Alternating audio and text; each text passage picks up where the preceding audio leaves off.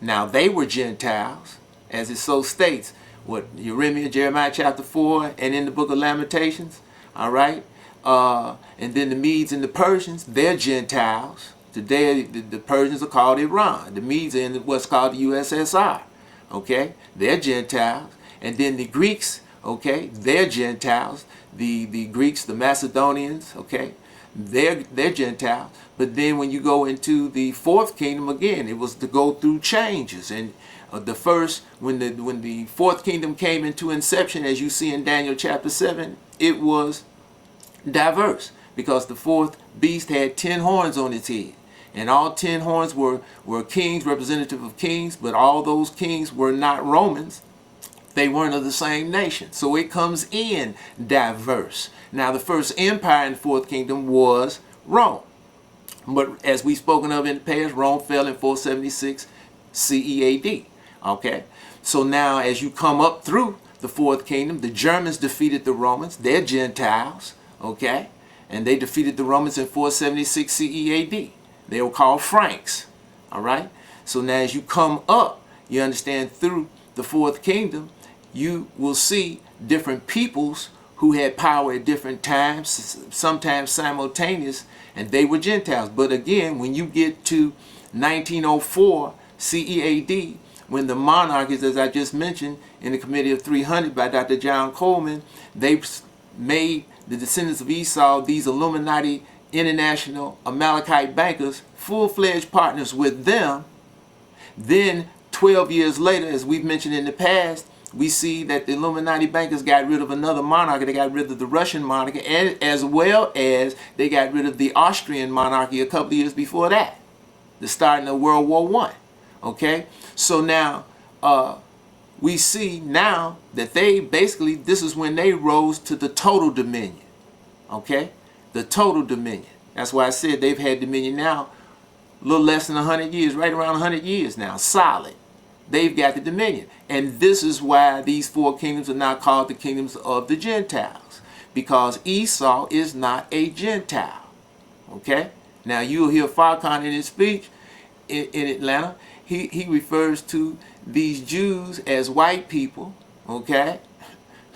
And again, they're not white or what people consider white people, Caucasians or Europeans or Gentiles. They are not that. They look, some of them, many of them look like that.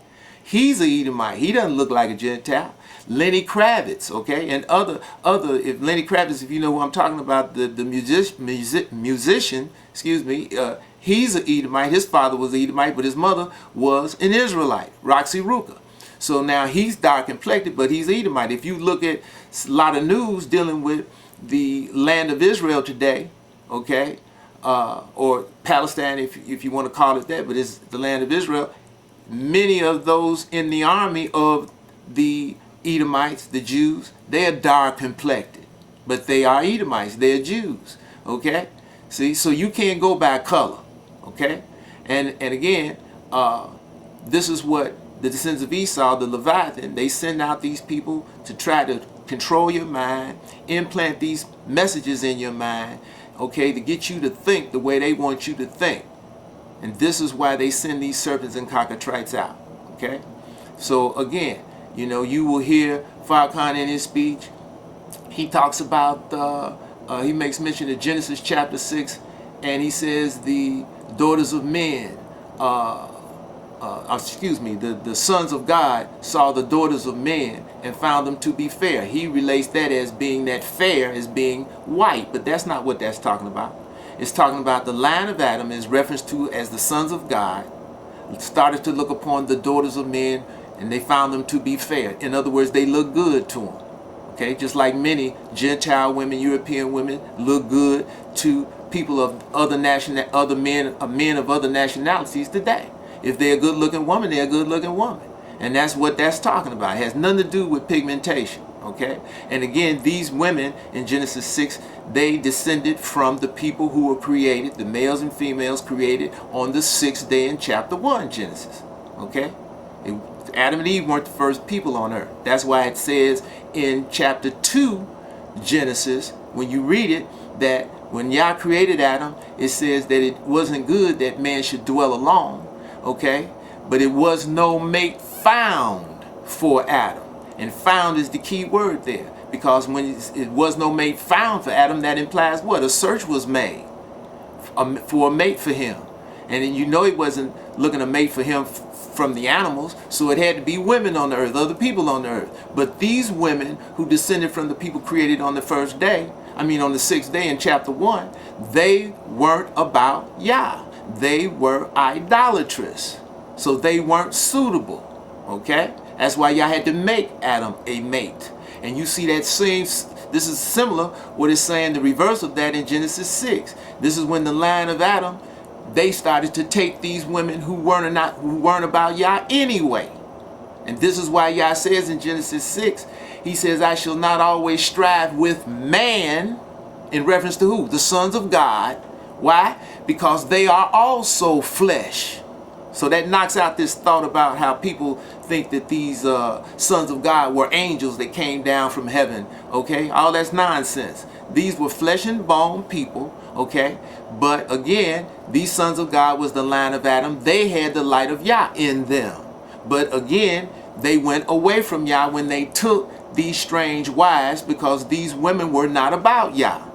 Okay, you'll see this played out again. This is why Rebekah, she came to Isaac, and this is how she got Jacob away and sent him away from Esau, so that Esau wouldn't kill him after Isaac blessed, okay, Jacob with the blessing that Esau wanted, okay, which was all people of the earth would serve him. He would have dominion over the people of the earth, okay? And that's the blessing that Esau wanted. And this is what we see today. Esau, because Jacob, the children of Israel, remember now, Jacob's name was changed to Yisrael, because they didn't hold with the definition of the term Yisrael that we put forth in the part 1 of this show, okay? And that was what? They didn't stay with the strong one, okay? They went away from the strong one, Yah of hosts. And when they went away from Yah, they went from the light into the dark. Well, that's where Esau, the prince of darkness, okay, that's where he rules. That's his dominion, his domain. You will notice that when Farrakhan gave that speech, when he was talking about Genesis and about the boys, he skipped over the part about the blessing, okay? He skipped over that. He skipped over the blessing about Esau, that he was to what? Rule by the sword. He would live by his sword. Okay? And again, as we put forth in the past, when you go to Jeremiah chapter 25, 14 through the 33rd verse, you will see there where Yah says he was going to bring a sword on the inhabitants of the earth. And this sword would drive the inhabitants of the earth mad. Okay? And when you study history, these books, some of these books we showed you, as well as that part 1, part 2, secret relationship of blacks and Jews, you will see, as we just mentioned in Amos 1, Yoel 3, and the 83rd Psalm, this is when Esau came under these different colonizing flags, as we've mentioned in the past: France, Britain, Portugal, Spain, okay, the Netherlands, Dutch, and the English. You know, he came and got us and brought us to this side of the world, into the islands, into North America. To do what? To work. Okay? To work. To grow sugar cane. That was the first big crop, not cotton. It was sugar cane. Cotton came after that, together with tobacco and any other thing, okay, that he had us to produce. Okay? And that's why he brought us here, to work, to slave. You follow? That's why he came and got us. You understand? And it was Esau, the illuminated ones, who were in these different nations, who knew this was on this side of the world, because the Gentile thought the world was flat. Thought you go so far out, you'd fall off. Okay? So Esau knew it wasn't these illuminated Amalekite Edomites, because they were illuminated. They had the knowledge of this book of remembrance. Okay? Plus, they had a grasp of history. This is what they took out, more than likely, out of that Egyptian library before they burned it down. That same library that they blamed the burning down on by the Romans. But it was them. Okay? Because the illuminated Edomite understands how important knowledge is. It's the power. It's the true power.